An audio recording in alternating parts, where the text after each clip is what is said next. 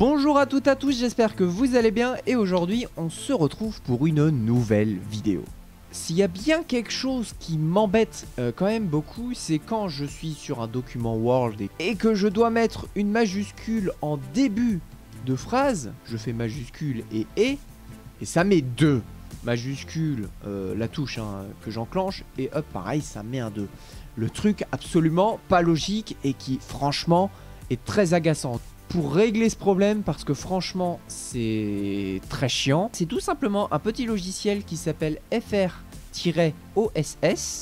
Alors il n'y a pas vraiment de lien à prendre en particulier. Je sais que MicroZoom fonctionne bien. Après je ne sais pas si c'est l'éditeur.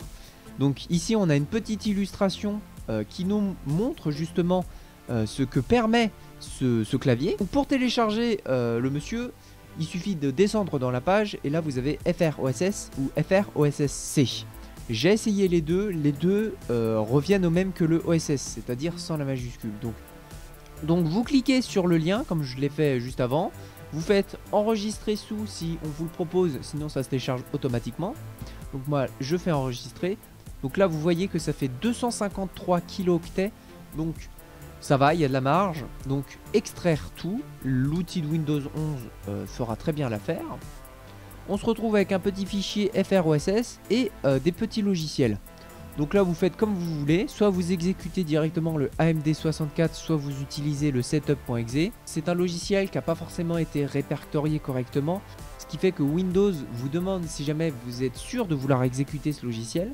Alors c'est un écran de protection parfaitement normal et il n'est pas forcément synonyme de virus, bien au contraire. Donc vous pouvez faire information complémentaire et faire exécuter quand même.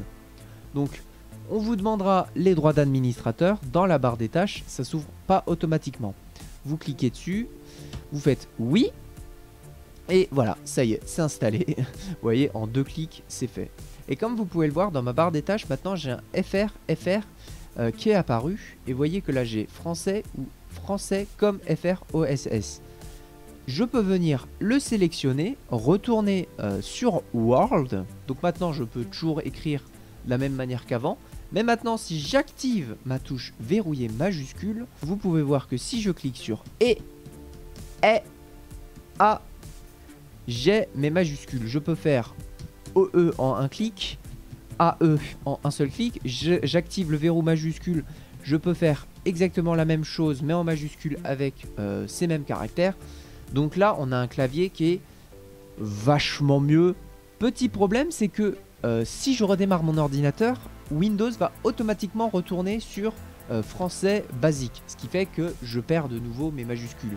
Heureusement il existe un paramètre pour régler ceci. Donc vous cliquez sur FR, vous allez sur plus de paramètres clavier, ça vous ouvre les paramètres.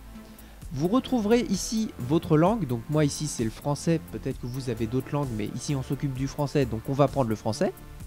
Vous allez sur les 3 petits points à gauche et option linguistique, vous cliquez dessus et vous descendez. Sur Windows 10 c'est exactement la même chose, vous cliquez sur le franc, vous sélectionnez préférences linguistiques et vous vous êtes redirigé juste ici, vous pouvez cliquer sur le français, option, et donc on se retrouve exactement au même endroit que sur Windows 11.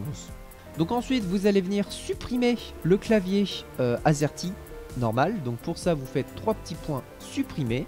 Sur Windows 10 c'est exactement la même chose, vous faites français AZERTY et supprimer. Voilà, donc comme vous avez pu le voir dans la barre des tâches, le français a disparu. Donc si je retourne sur mon Word et que j'active ma touche majuscule, vous pouvez voir que j'ai mes majuscules quand je frappe, ce qui est super pratique. Évidemment, vous retrouverez le lien de MicroZoom avec cette page dans la description. Je vous conseille d'enregistrer l'image dans votre ordinateur. Peut-être pas non plus de le mettre en fond d'écran, mais au moins l'enregistrer. Par exemple, si vous avez envie de faire une touche très précise, vous avez l'image du clavier. Voilà, j'espère que cette vidéo vous a plu. Si c'est le cas, n'hésitez pas à laisser un pouce bleu et à vous abonner. Et en tout cas, moi je vous dis à très bientôt pour de très prochaines vidéos. Ciao!